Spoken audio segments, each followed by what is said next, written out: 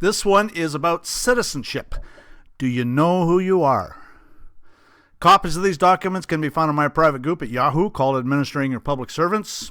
For a complete set of YouTube videos with private information shares, a DVD with over 50 searchable law dictionaries, and other books and forums, contact me privately at engineerwin@yahoo.com. Donations to support this work are appreciated. I prefer gold or silver coin, but for all the revenue officers operating in their private capacity under the Federal Tax Lien Act of 1966, as an extremely less desirable alternative, I can accept the IOUs, the commercial paper, the Federal Reserve notes, PayPal, gifts, checks, money orders, etc. Send me an email for particulars. So, the question is, where does sovereignty come from? Sovereignty exists because of common law and the law of the land, which has always been here and it will always be here. There's nothing they can do about it, and it's in every country on the planet. The people in all countries with the common law of England owe their sovereignty to the common law, but it's actually, according to what legal writers, scholars have said, it's in every country on the planet. Canada, United States, Australia, New Zealand, all common law countries in the world, we the people are the sovereignty. So what is a sovereign? A sovereign is the right to rule. A sovereign can be a king or queen. A sovereign can be a group of people. And a sovereign can be a living soul. Sovereign, the chief ruler with supreme power, a king or other ruler with limited power, and action is not maintainable against a foreign sovereign. And this is Declaration of Independence, 1776. When in the course of human events it becomes necessary for one political to dissolve the political bands which have connected them with another, and to assume among the powers of the earth the separate and equal station to which the laws of nature and nature's God entitle them, a decent respect to the opinions of mankind requires that they should declare the causes which impel them to the separation. And we hold these truths to be self-evident, that all men are created equal, and that they are endowed by their Creator with certain unalienable rights, that among these are life, liberty, and the pursuit of happiness. And this is the preamble of the Declaration of Independence, and then it goes into a list of grievances, basically. And the point I want to point out, or the stuff I want to point out in this particular slide, is the law of nature, nature's God, and endowed by their Creator. So we're going to see where those phrases come from, especially nature, nature's God.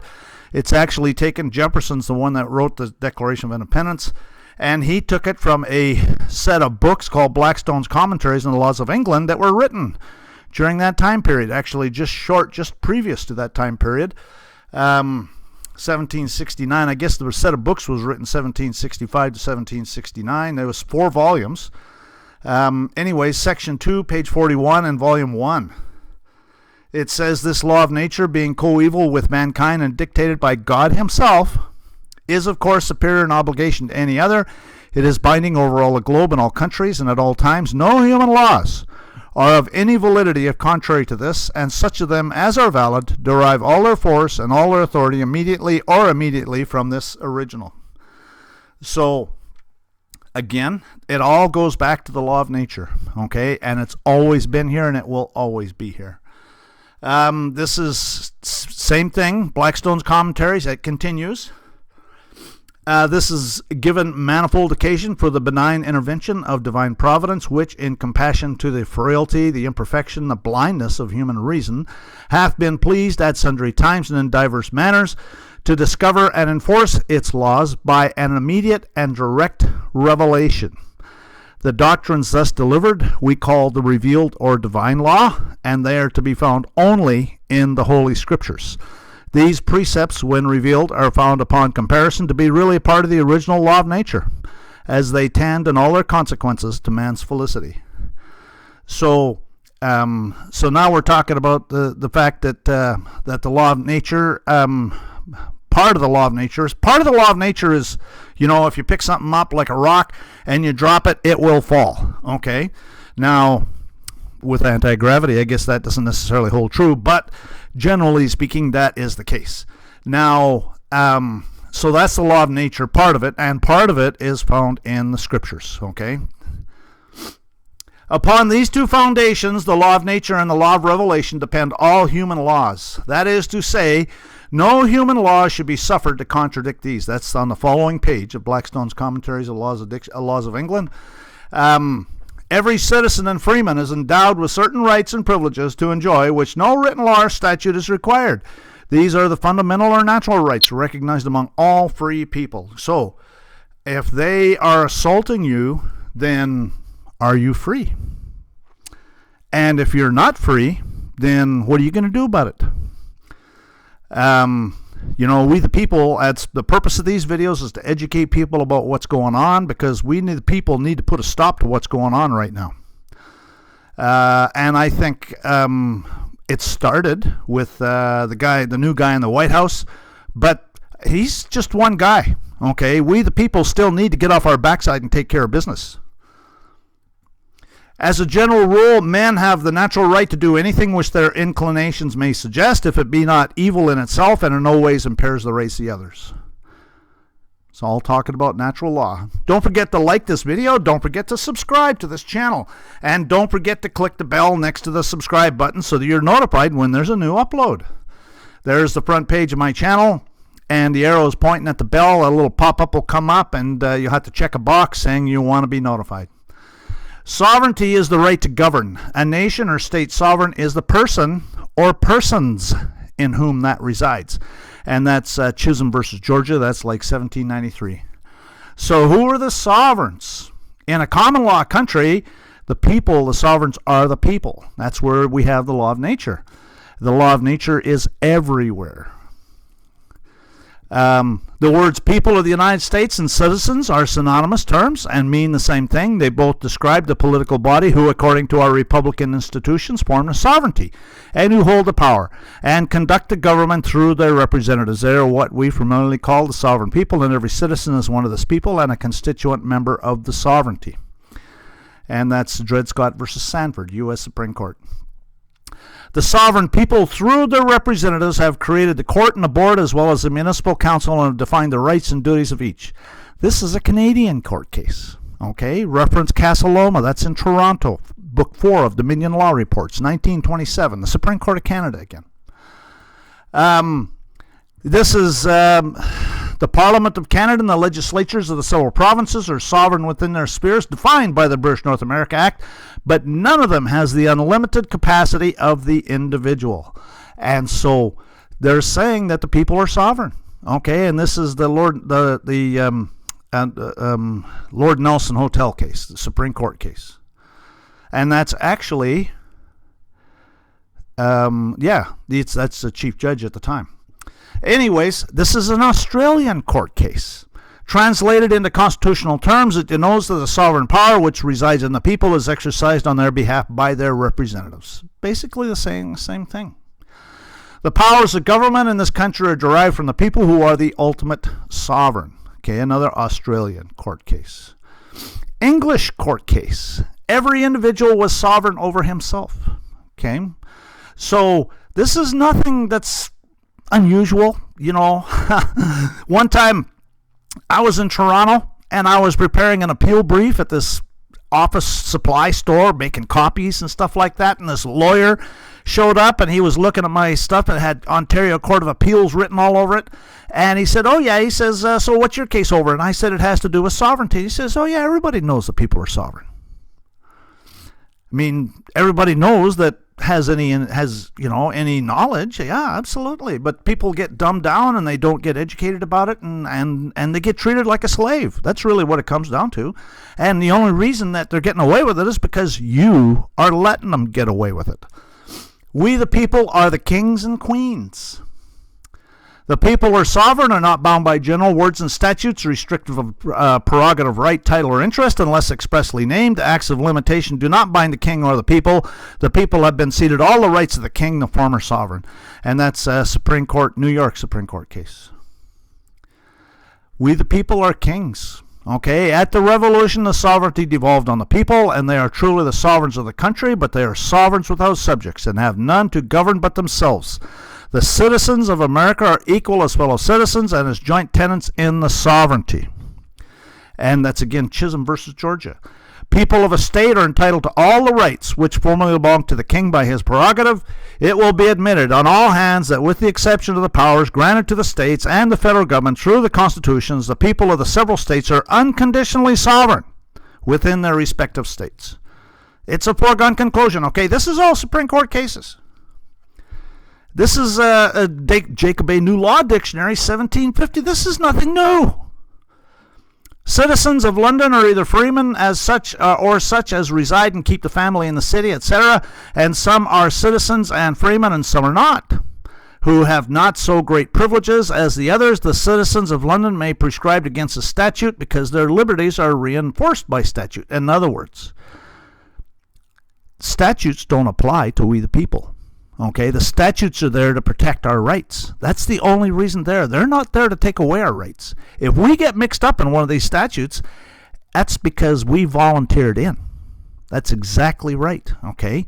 And we, the people, need to learn how to quit volunteering. Governments are but trustees, acting under derived authority, and have no power to delegate what is not delegated to them. But the people, as the original fountain, might take away what they have delegated and entrust to whom they please. The sovereignty in every state resides in the people of the state, and they may alter and change their form of government at their own pleasure. And that's U.S. Supreme Court again. Okay, it's delegated. The only power the government has was delegated. Do I have power to take your property and give it to your neighbor because he does not have food to eat or for any other reason? If I do not have that power, then neither does the government. If the government is doing anything like this, then it's because you've consented to it. That's exactly what's going on. Sovereignty itself is, of course, not subject to law, for it is the author and source of law. But in our system, while sovereign powers are delegated to the agencies of government, sovereignty itself remains with the people, by whom and for whom all government exists and acts. Another Supreme Court case, Yickwo versus Hopkins. Do you know who you are? Delegated powers to a trust. There is no such thing as power of inherent sovereignty in the government of the United States. In this country, sovereignty resides in the people, and Congress can exercise no power which they have not by their Constitution entrusted to it. All else is withheld. So, again, the Constitution is a trust indenture. That's exactly what it is. It sets up a trust.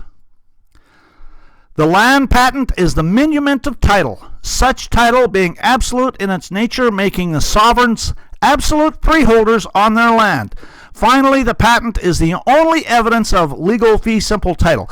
And the reason I'm bringing this up is because many extremely ignorant people run around claiming that, and mostly like bar member trolls, quite frankly, run around claiming that sovereignty is held by the group and not individually. Well, that's wrong, okay? Each of us individually are sovereign.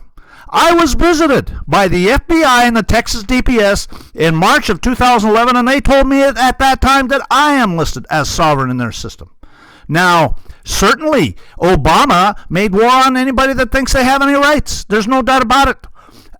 But again, he needs to be sued, doesn't he? Because that's a violation of their UN international agreements under their international covenant on civil and political rights, the right to hold political beliefs. Okay?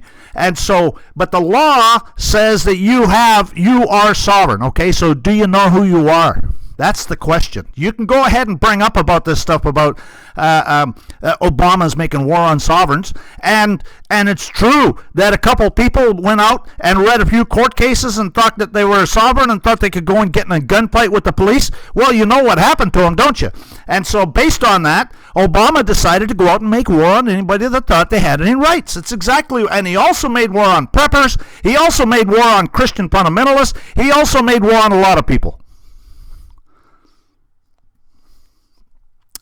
But in considering the question before us, it must be borne in mind that there is no law of nations standing between the people of the United States and their government, and interfering with their relation to each other. The powers of the government and the rights of the citizens under it are positive and practical regulations plainly written down. The people of the United States have delegated to it certain enumerated powers and forbidden it to exercise others. Again, that's Dred Scott versus Sanford. The sovereignty of a state does not reside in the persons who fill the different departments of its government, but in the people, from whom the government emanated, and they may change it at their discretion. Sovereignty then in this country abides in the constituency and not with the agent, and this remark is true both in reference to the state and federal governments. A delegate cannot delegate.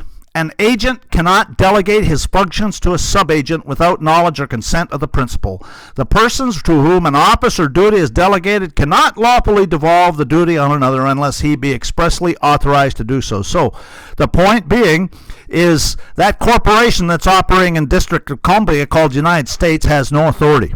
Okay, that corporation called Central Intelligence Agency, that one doesn't have any authority. That corporation called Federal Bureau of Investigation, that one doesn't have any authority. That corporation called Internal Revenue Service, that one doesn't have any authority. None of them have a shred of authority because it doesn't say anything about it in the Constitution. And that's a maxim of law. A delegated power cannot be again delegated. A deputy cannot have or appoint a deputy. The power which is derived cannot be greater than that from which it is derived. And that's Bouvier's Law Dictionary. These are all maxims of law. And those corporations called U.S. Court of Appeals for the Ninth Circuit, okay, that has no authority, okay? It's a legislative court that's created by Congress is what it is. And it can only make advisory decisions. There's court cases that talk about it. These people are Satanists. You're never going to get justice at the hands of these Satanists. It is true that at common law, the duty of the Attorney General is to represent the king, he being the embodiment of the state, but under the democratic form of government not now prevailing, the people are king, so the Attorney General's duties are to that of sovereign rather than to the machinery of government. Okay, and you need to point that out to the Attorney General. I'm going to actually point that out to the Attorney General next time I send him a letter. And now another little diversion. And they seem to come along about the right time because I can chill off a little bit. Anyways, announcing a subscription-based YouTube channel called Sovereignty International. The recommended cost of the subscription is currently $1.99 a month because it avoids the advertising only. Originally, when I set up the channel, I was planning on having some exclusive content, and I do actually have a little bit of exclusive content. And it's up to you whether you want to subscribe to it or not. What I might suggest is if you like what I do, then I might suggest that you might want to subscribe just to make a donation and to be notified of when you get uploads or you get new uploads, because there is some exclusive material. There is actually, I've uploaded recently one on affidavits and how to build an affidavit, build a case against people, and there's also an Arlington private information share that's on there exclusively, and there's going to be some more in the future, but the only thing that I can really guarantee is that there's no advertising. So for $1.99 a month, you don't get any advertising. Anyways, I'm currently publishing 5 videos a week, and some people had some difficulty finding the channel, so a link to it's at the bottom, and then there's also a link to it at the top. And also somebody sent me a donation for $1.99, but I wasn't sure if it was a donation if they wanted me to sign them up. And so I actually sent them an email and asked them if this was supposed to be a donation or if they wanted me to sign them up, because I have no control over signing anybody up. I have absolutely no control of that. I can't even see all the subscribers. I can see some of them, but I can't see them all. And so I have no control over that. If you want to sign up, you got to click the Start Free Trial button and go through what YouTube wants you to do. I'm sure they're probably going to want some payment arrangements or who knows what. Anyways, back to the topic at hand.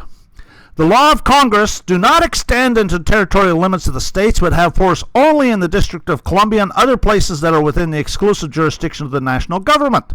And that's U.S. Supreme Court. The exclusive jurisdiction which the United States have in forts and dockyards ceded to them is derived from the express assent of the states by whom the cessions are made. It could be derived in no other manner, because without it, the authority of the state would be supreme and exclusive therein.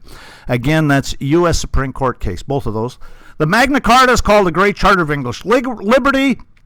The Canadian Handbook for Judges cites the Magna Carta on page 77. It says, Magna Carta says, will not deny or defer any man either right or justice. And actually, it doesn't say that, but it's close enough, I suppose. And this is a Quebec court case. The Magna Carta is not a unilateral act emanating solely from the spontaneous will of the king, as the charters of the predecessors of John. Neither is it a treaty, for we cannot say it was concluded between two legitimate and independent sovereignties, nor between two nations, nor is it a law. The barons do not appear in it as subjects, for they are freed from their promise of fidelity, and the king, brought captive, placed before them, submitted to the conditions which the conquerors imposed upon him. Magna Carta is therefore a contract, but resembles a treaty concluded between two nations, in that one of the parties, in virtue of the law of war, can impose its will upon the other. So the point being is, what they did is they went and did what happens in so many other cases, is they got the king, they stuck a sword to his throat, and they said, here, king, we want you to sign this, and you either sign it or we're going to run you through right now. And so he signed it, obviously. And that's a Quebec court case located in the book 4 of Dominion Law Reports, page 147, Perlman versus Pichet. Anyways, and it's reference a habeas corpus, which they say Quebec is under civil law. Well, doesn't matter. Common law is there. Common law of nature is always there, and it will always be there. Anyway, so why do we, the people, set up governments in the first place? We set up governments for protection against foreign enemies, for protection from each other, for protection to administer disputes in a fair and impartial manner. And the only legitimate function for government is to protect the rights of the people. It's a protection racket, is what it is. Okay, that's what it is a protection racket. And so the hierarchy of things is, you have God, who's the King of Kings. He created we the people created the government, and the government created corporations. And the created can never be greater than those who created. Okay, when you are created, you can never be greater. We can't expect to do anything with God. Okay, he's not going to even, he just ignores us, and the government has nothing to say to we the people. And so why is God in the Constitution? Is because our rights come from God. You know, these in Canada, especially the communists, like to say, well, we want to take God out of the Constitution. Yeah, I understand how the communists would want to do that. And because if they can take God out of the Constitution, then all rights come from the government. Okay? And so our rights come from God. Only God can take them away. This is Hale versus Hinkle, another U.S. Supreme Court case. The individual may stand upon his constitutional rights as a citizen. He's entitled to carry on his private business in his own way. His power to contract is unlimited. He owes no duty to the state or to his neighbors to divulge his business or to open his doors to an investigation so far as it may tend to incriminate him. He owes no such duty to the state, since he receives nothing therefrom, okay? Beyond the protection of his life, liberty, and property, okay? So there's the contract, if you think about it. We created the state, and they have to protect us, but that's it, okay? If you go to the state for anything, it becomes a contract, okay? His rights are such as existed by the law of the land, long antecedent to the organization of the state, okay? And so the law of the land was here before the state was here, and it'll be here when it goes away, and can only be taken from him by due process of law and in accordance with the Constitution. Among his rights are a refusal to incriminate himself and the immunity of himself and his property from arrest or seizure except under a judicial power warrant, a warrant of the law. He owes nothing to the public so long as he does not trespass upon their rights. And now another little diversion, CubeYard.com. For great custom websites, domain names, and hostings, go to CubeYard.com. Use coupon code CY172 for 20% off your first order. CubeYard.com, your source for websites, domain names, and hosting. So, there's actually two classes of citizens. Two major ones, okay? There's a lot of them, actually. But there's two major classes of citizens, state and federal. And those are the ones we're going to talk about today.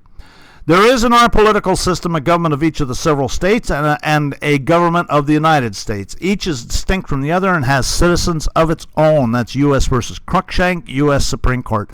One may be a citizen of a state and yet not a citizen of the United States. That's McDonald versus state. There is a clear distinction between national citizenship and state citizenship. Tashiro versus Jordan, U.S. Supreme Court. Instead, this provision protects only those rights peculiar to being a citizen of the federal government. It does not protect those rights which relate to state citizenship. And that's Jones versus Timmer, 1993. Citizenship of the United States does not entitle citizens to privileges and immunities as citizens of the state, since privileges of one are not the same as the other.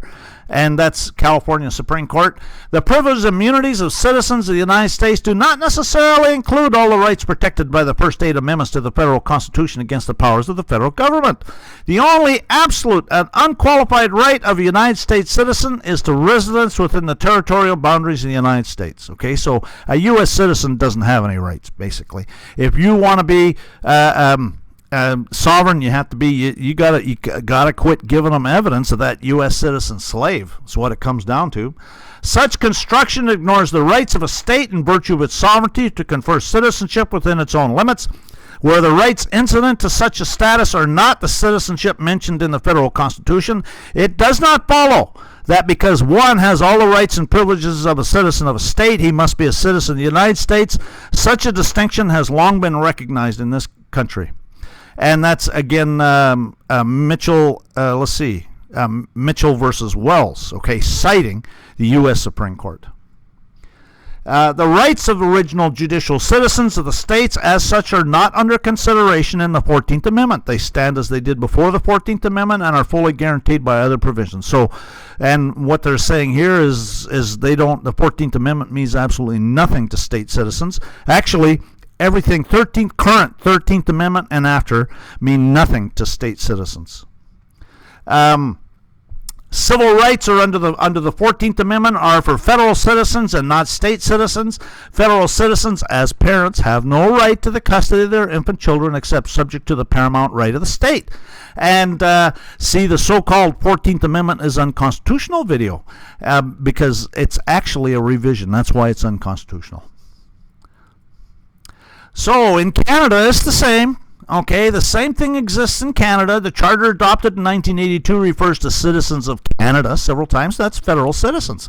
The courts have told us the laws of Canada are federal laws. Citizens of Canada are federal citizens.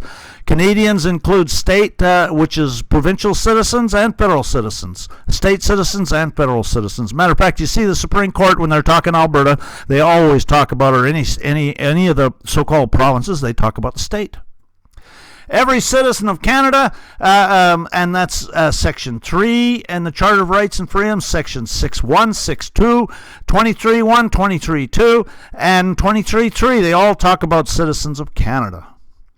Section 3, every citizen of Canada has the right to vote in an election of members of the House of Commons and Legislative Assembly to be qualified for membership therein. So you buy into their corporate status is what this is. Sestake trust is what it is.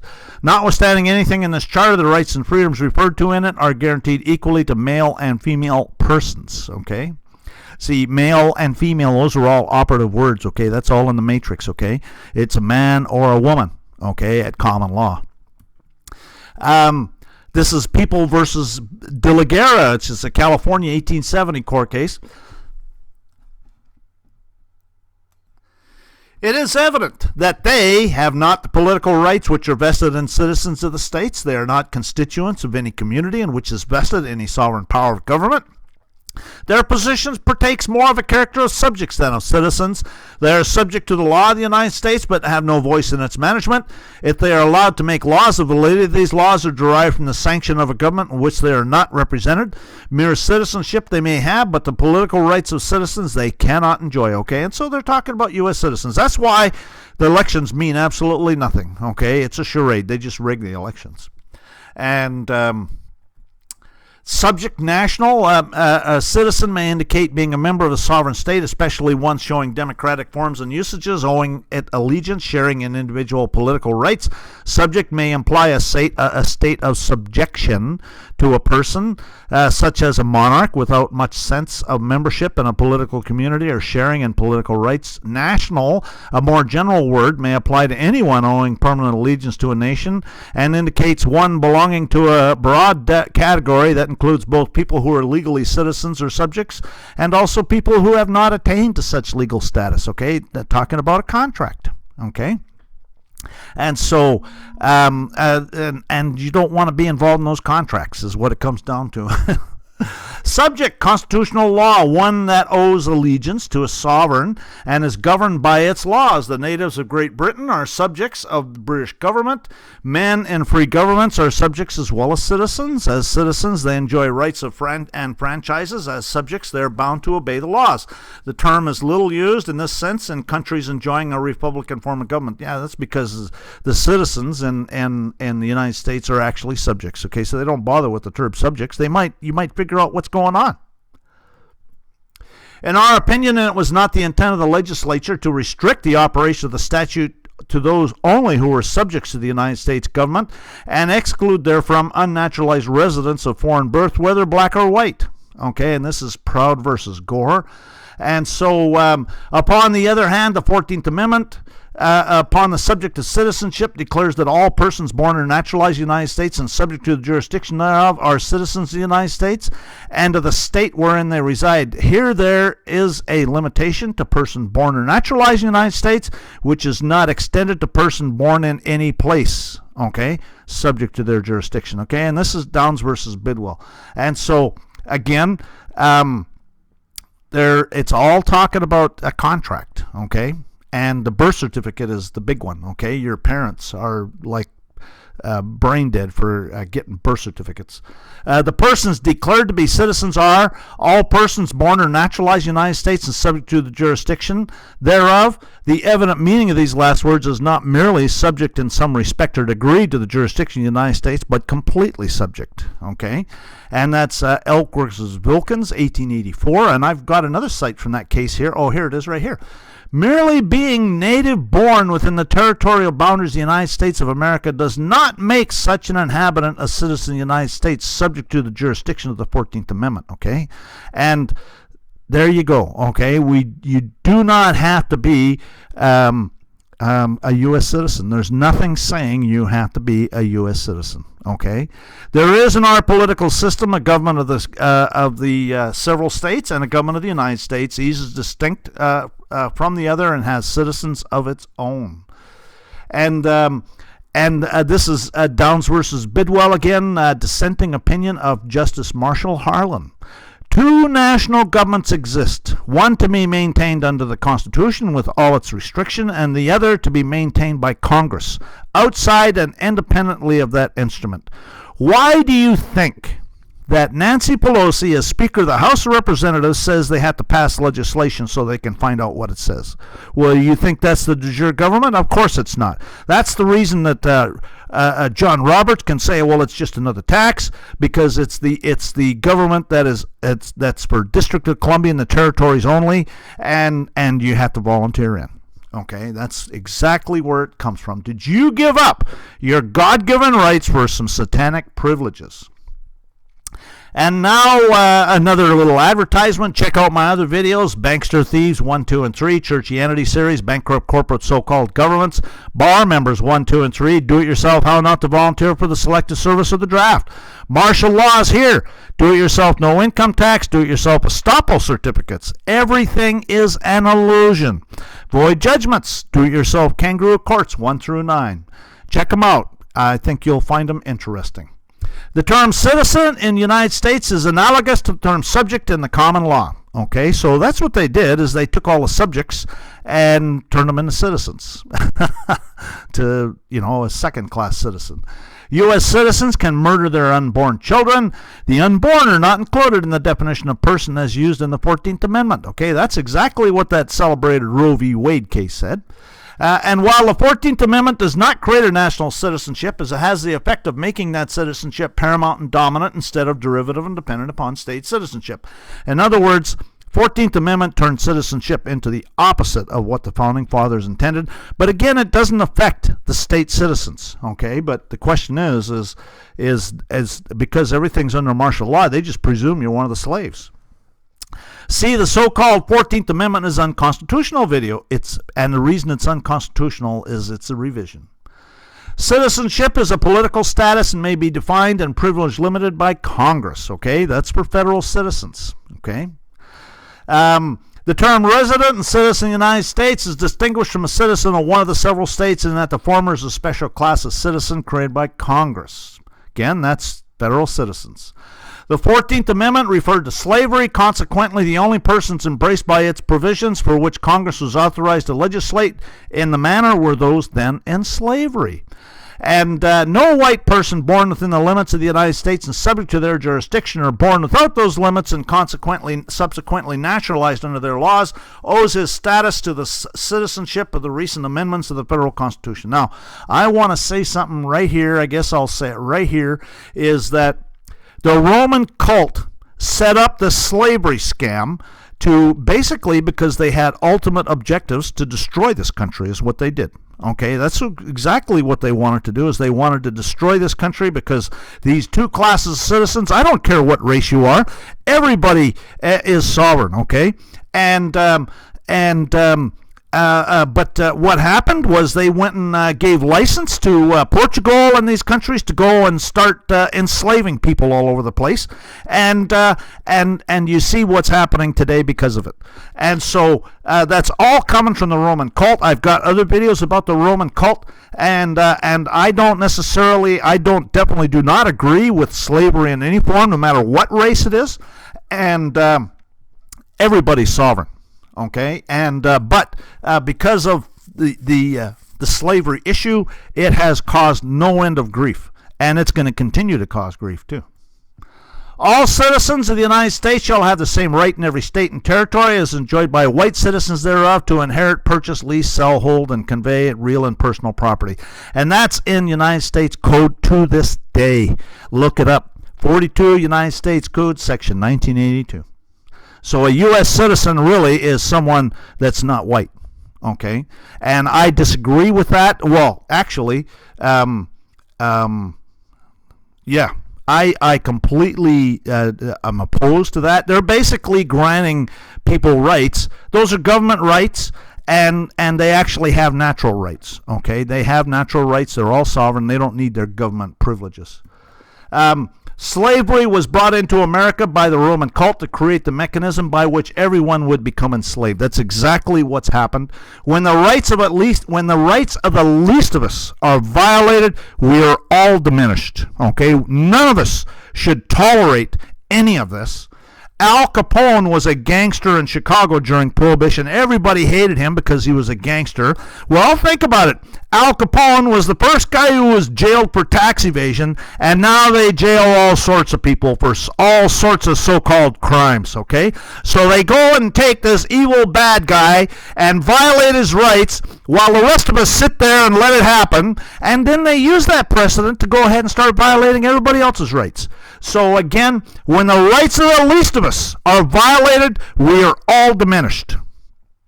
See the debtors' prisons are everywhere video. Therefore, the U.S. citizens residing in one of the states of the Union are classified as property and franchises of the federal government as an individual entity. A U.S. citizen, upon leaving the District of Columbia, becomes involved in interstate commerce as a resident, does not have the common law right to travel of a citizen of one of the several states. After the adoption of the 14th Amendment, a bill which became the first Civil Rights Act was introduced in the 39th Congress, the major purpose of which was to secure to the recently freed Negroes all the civil rights secured to white men. None other than citizens of the United States were within the provisions of the Act. And that's U.S. Supreme Court. All of these statutes are a cheap imitation of common law that essentially convert rights into privileges. And this is a cite from the book called The Non-Ratification of the 14th Amendment by Judge A.H. Ellard of the Utah Supreme Court, which is associated with the case Diet versus Turner. By this means, citizens' birthrights become of no effect and their rights are reduced to the inferior character of statutory civil rights, which are mere legislative privileges. At common law, our rights are absolute rights. Statutes can and are changed. Statutes are even ignored sometimes. A subject, one who owes allegiance to a sovereign, is governed by that sovereign's laws. Speaking generally, we may say the terms subject and citizens are synonymous. Subjects and citizens are alike. Those whose relation to the state is personal and not merely territorial. permanent and not merely temporary. Though this equivalent, however, is not absolute, for in the first place the term subject is commonly limited to monarchical forms of government, while the term citizen is specifically applicable in the case of republics. And so that's the difference, okay? Subject is a monarch, and citizens is a so-called republic, okay? And that's Black's Law Dictionary, 8th edition. Finally, it is to be noticed that the term subject is capable of a different and wider application in which it includes all members of the body politic, whether they are citizens, in other words, subjects in the strict sense, or resident aliens. All such persons or subjects, all being subject to the power of the state and to its jurisdiction, and as owing to it, at least temporarily, fidelity and obedience. Okay, and that's Black's 8th dictionary.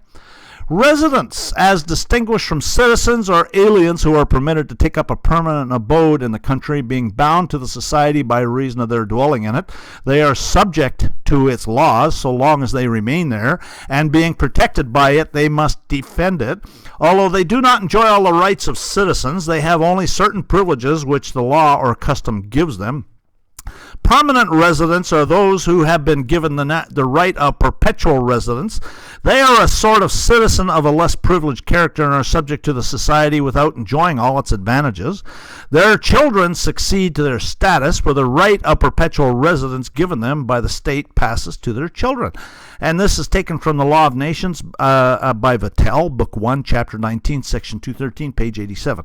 So if you think about it, people that are here, immigrate here, and they have children here. The children are, because they're born here, are U.S. citizens, but they're still a subject, okay, because they're talking about it right here. Their children succeed to their status, for the right of perpetual residence given to them by the state passes to their children. And that's why they put that section in the 14th Amendment. Contact information. My blog is SovereigntyInternational.wordpress.com. My website is SovereigntyInternational.fyi. My email is engineerwin@yahoo.com. My YouTube profile, Sovereign Living and Sovereignty International. My Facebook community page. I deleted it because of censorship on the part of Facebook. My private group, Sovereignty International on Facebook, is being deleted. It takes time to ban 17,000 people off your group. And I'm not going to let Facebook profit from my hard work. My Yahoo private group is Administrating-Your-Public-Servants. My Google private group is Administrating-Your-Public-Servants. One does not necessarily become a non-resident by absenting himself from his place of abode, and that's the Missouri Court of Appeals. In other words, it's all in what you tell them, okay? It's all in what you tell them. Resident is a noun, a fact of being officially resident, the statutory presence of an incumbent in a benefice. That's Funken-Wagnall's dictionary.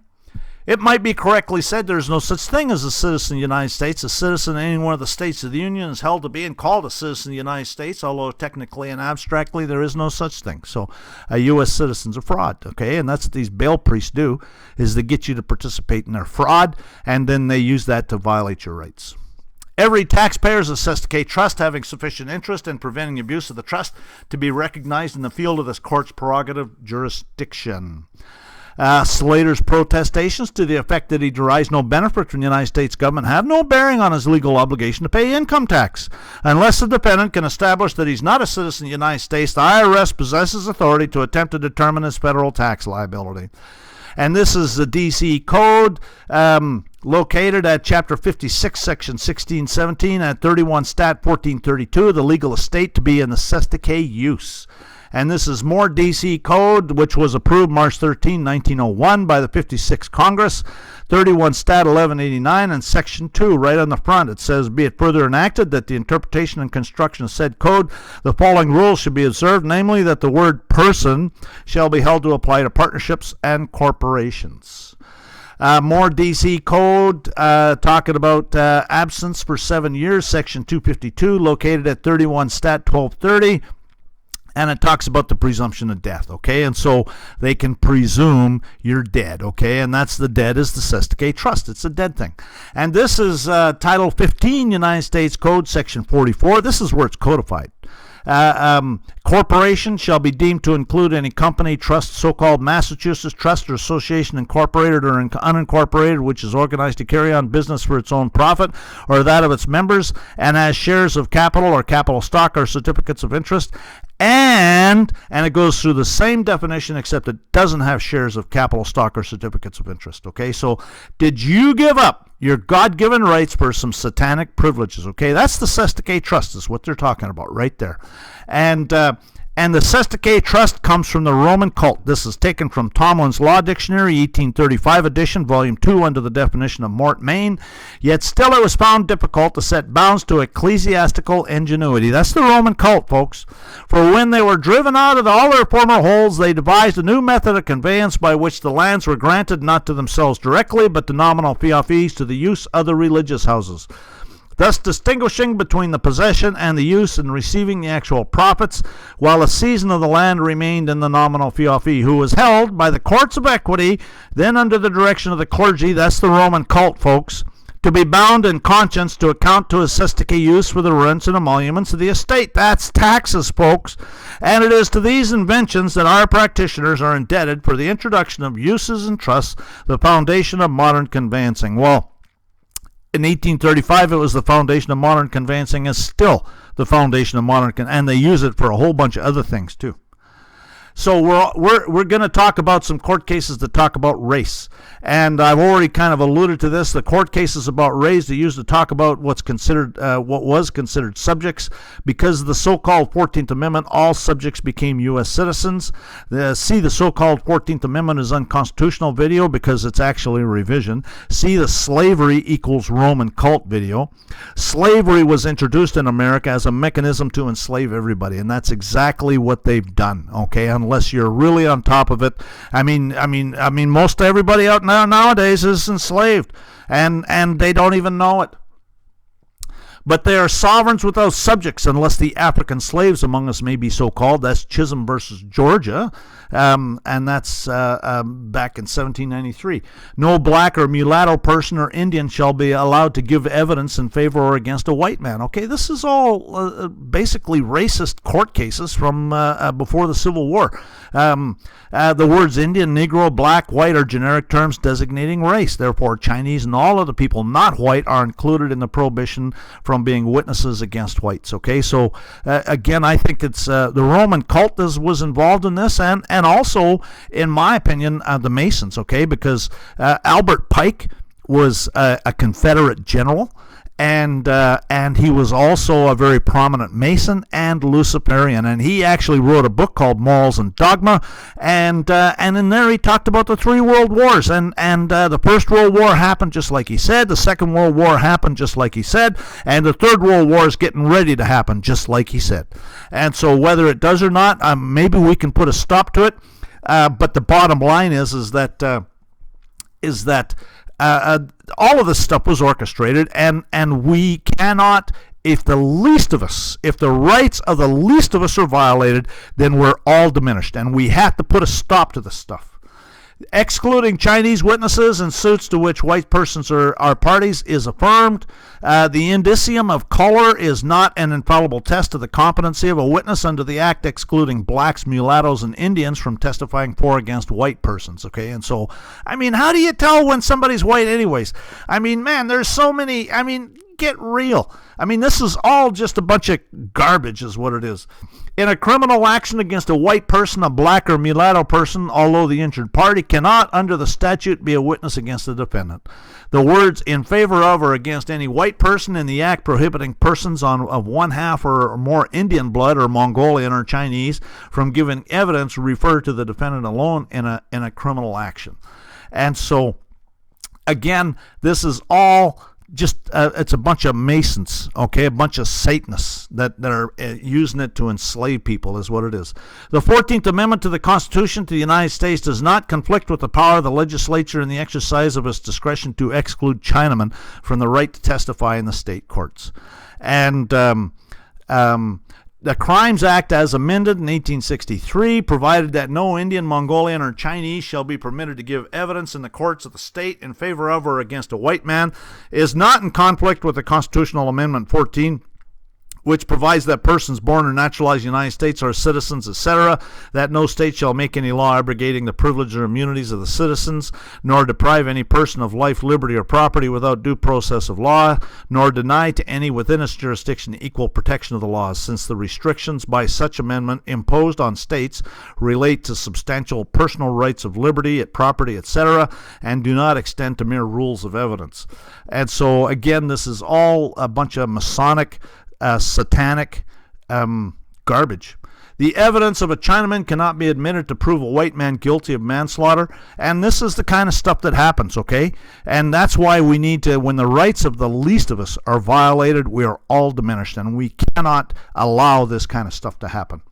The right of trial by jury in civil cases, guaranteed by the 7th Amendment, and the right to bear arms, guaranteed by the 2nd Amendment, have been distinctly held not to be privileges and immunities of citizens of the United States, guaranteed by the 14th Amendment against the abridgment by the states.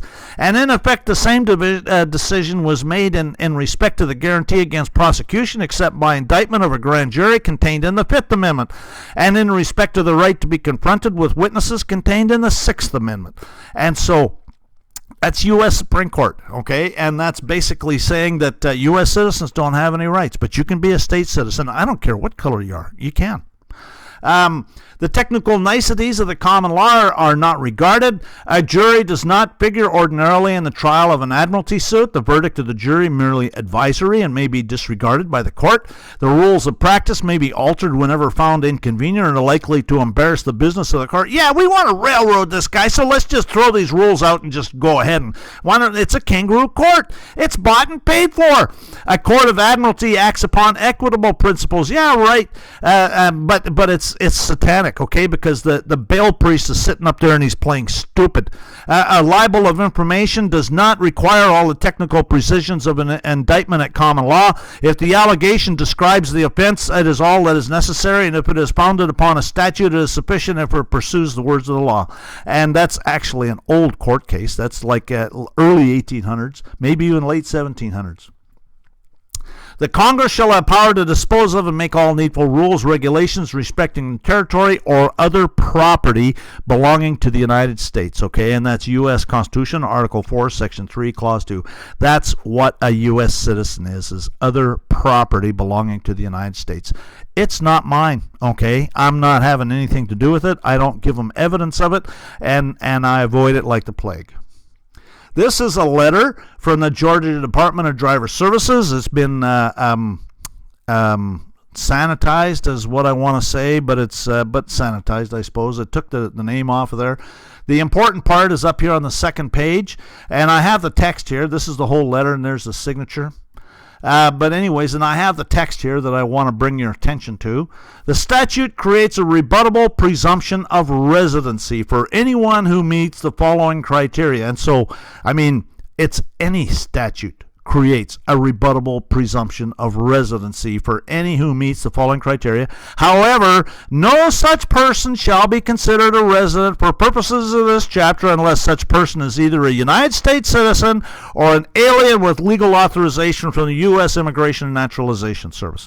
And that's from the General Counsel of the Georgia Department of Driver Services. Statutes do not apply to state citizens, and that's the point, okay? I cannot delegate authority to regulate you, and therefore neither does the government, okay? It's a contract. Statutes are for U.S. citizens, which is really government employees. That's the contract. You're working for the government. There have always been two classes of citizens. The citizens of each state shall be entitled to privileged immunities of several citizens in the several states. That's in U.S. Constitution, Article 4, Section 2, Clause 1. And the amendments, it even talks about it. But the stranger that dwelleth among you shall be unto you as one born among you. Thou shalt love him as thyself, for you were strangers in the land of Egypt. That's how they enslaved the children of Israel, okay? And that's exactly what they're doing today.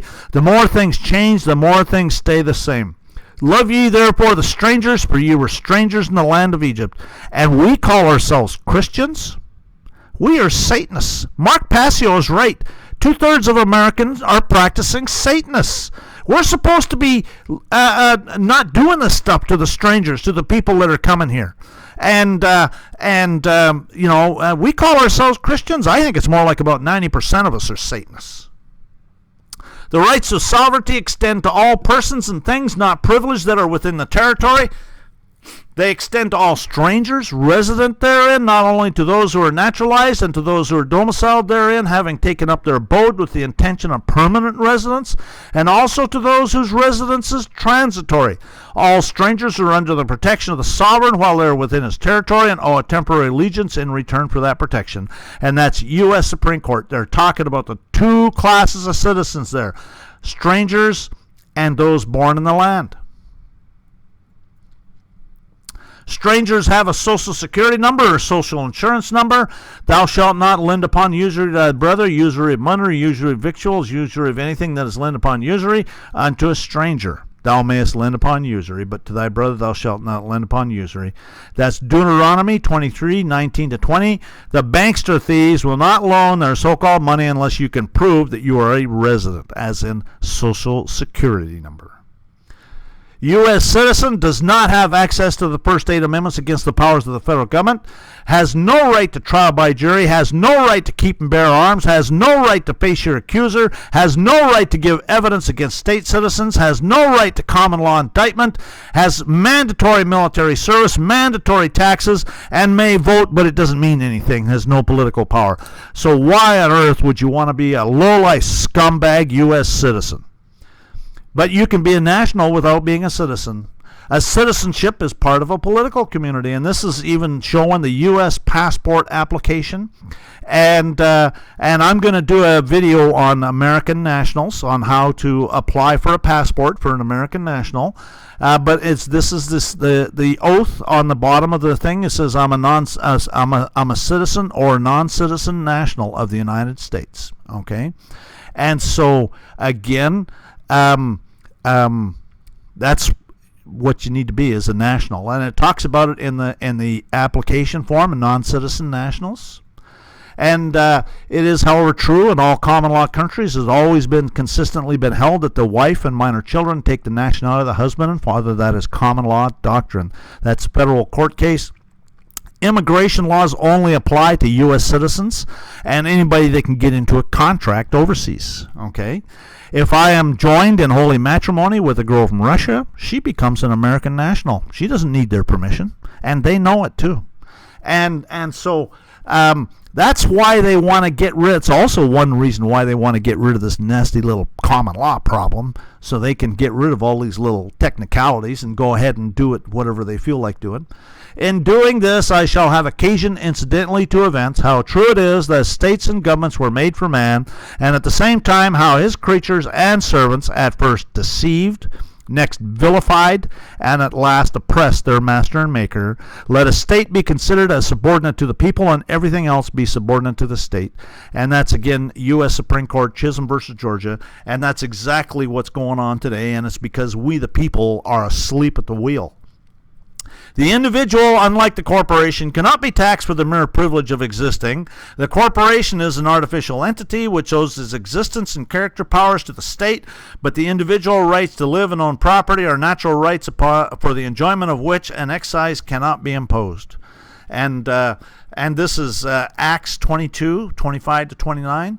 And as they bound him with thongs, Paul said unto the centurion that stood by, Is it lawful for you to scourge a man that is a Roman and uncondemned?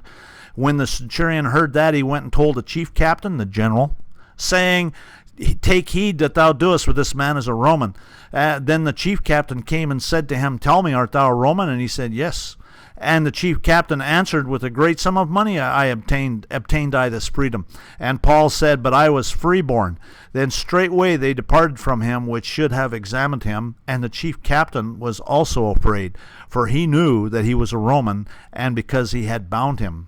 And so again, okay, if you're the king, okay, you can put them in a real bad position if you know the law. Do you know who you are? In order for a member of the sovereignty to become the subject to regulation anyway, they must agree to it. As with any contract, it must be knowing, willing, and intentional. Governments descend to the level of a mere private corporation and take on the characteristics of a mere private citizen, where private corporate commercial paper and securities is concerned. For purposes of suits, such corporations and individuals are regarded as entities entirely separate from government. And that's Clearfield Trust Company versus United States. This is why you cannot pay their extortion, their filing fees in their kangaroo courts. A penal action is an action on a penal statute, an action for recovery of penalty given by statute. Okay, all these states have penal codes, and they talk about penalties and offenses. And so we're going to talk about some of those words, okay? Because this is all how they get you into a contract. Again, this is all for U.S. citizens, where an action is founded entirely upon a statute and the only object is to recover a penalty or forfeiture. Such action is a penal action. The words penal and penalty in their strict and primary sense denote a punishment, whether corporal or pecuniary, imposed and enforced by the state for a crime or offense against its laws.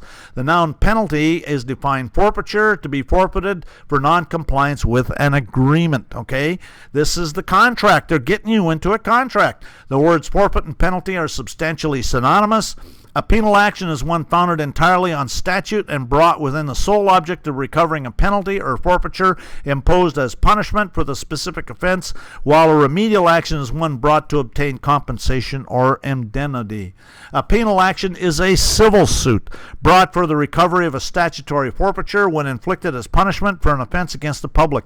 Such actions are civil actions, on the one hand closely related to criminal prosecutions, and on the other to actions for private injuries in which the party aggrieved may by statute recover punitive damages. Okay, so again, that's why the Satanist clerk masquerading as a judge sits up there and says that when you ask him the nature of the cause, he says it's quasi-criminal.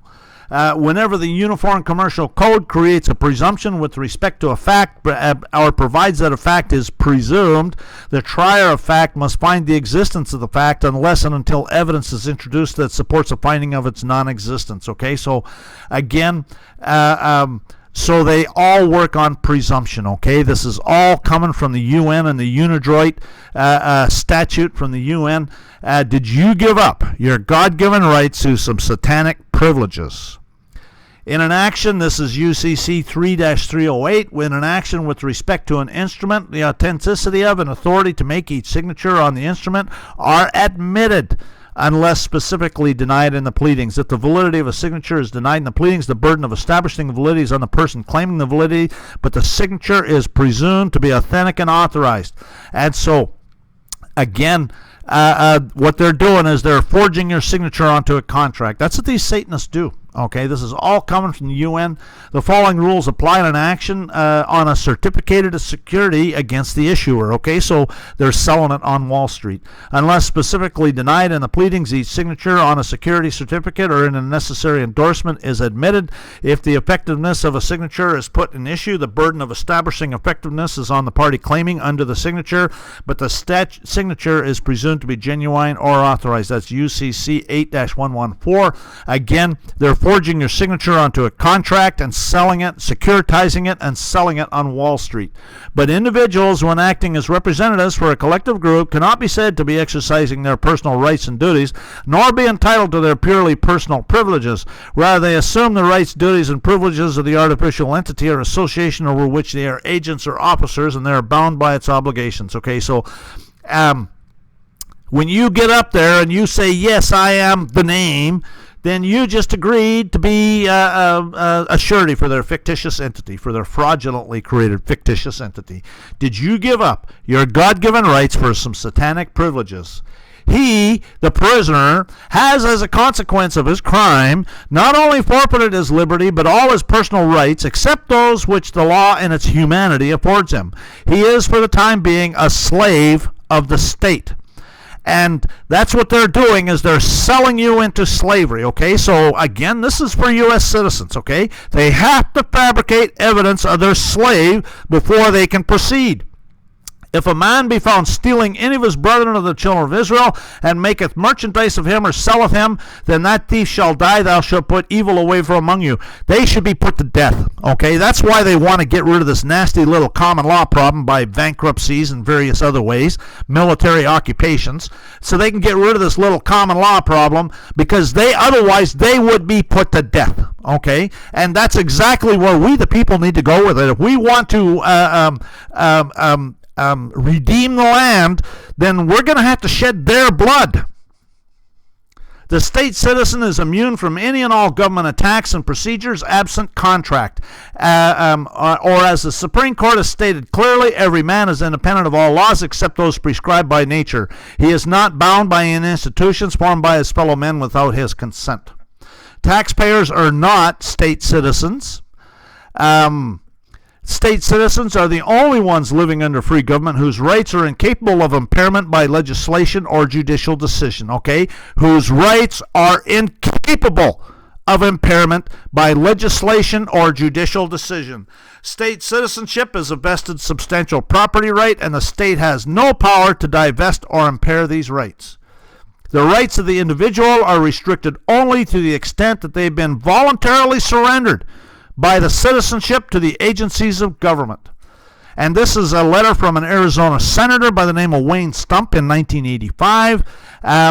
We'll get in a little closer. Notice it's certified.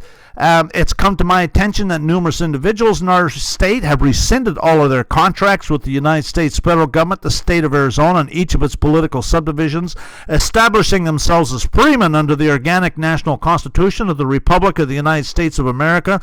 Consequently, they may be driving without auto registration, driver's license, or any other evidence of contract. Because many law enforcement personnel may be unaware of the contractual nature of auto registration and driver's licenses, it is conceivable that this situation may lead to confrontation between these individuals and law enforcement personnel. I urge you to inform yourself and your personnel about this matter as soon as possible. If you would like to be briefed by someone knowledgeable on this subject, please contact me. In the meantime, inasmuch as this procedure is entirely appropriate when properly carried out, I would like to be personally notified of every such instance of confrontation in order that the persons involved and the public officials involved may be apprised of the correct procedure and the appropriateness of their actions on the part of each concerned. Okay, so again, this is completely appropriate. This is exactly what's happened, as they're getting you into a contract and you don't even know it. State citizenship is a vested substantial property right, and the state has no power to divest or impair these rights. So how can you lose sovereignty? You lose sovereignty is because of your own ignorance. Ignorance of the law is no excuse. Anytime you get anything from the government, it's an implied contract, and it brings you into their jurisdiction. Anytime you register for anything or make application for anything from the government, you're giving them a power of attorney to make legal determinations for you and represent you. You're making them competent in your affairs. You're telling them that you're a person. You're converting yourself into a slave. All statutes are written very carefully and do not apply to members of the sovereignty. They have to. I actually helped a member of the New Hampshire legislature. He wanted some information on. He wanted to pass a right to travel bill, and one of the things he told me, I supplied him with a bunch of information. But one of the things he told me is that he could not write any bills by himself. It all had to go through this bunch of lawyers, okay, under the legislature, okay? So it goes through lawyers. Members of the Congress or legislature cannot write their own statutes. 99% of the time, the government is technically correct.